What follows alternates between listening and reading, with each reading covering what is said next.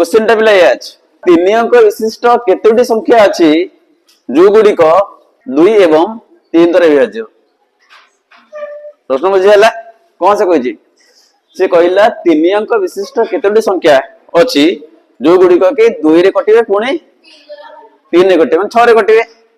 या तो कथा तो जो संख्या उभय 2 और 3 रे कटिवे से कोथरे कटिवो 6 रे कटिवो त से कहछि जे हमर 3 अंक विशिष्ट केतरा संख्या अछि जो गुडी को 6 द्वारा विभाज्य तो 100 को कोन जिबा 999 ताले 100 रु 999 पर्यंत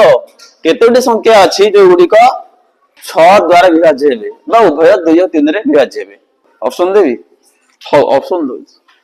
ए रे 140 बी रे 160 सी रे 150 डी रे 170 सी कहूच देखिबा सी होच ना नहीं ते जो समस्या देली यार समाधान हम दुईटा प्रोसेस रे करबा गोटे हला एरिथमेटिक आ गोटे अलजेब्रिक हला हम जेबे आगो एरिथमेटिक रे हला।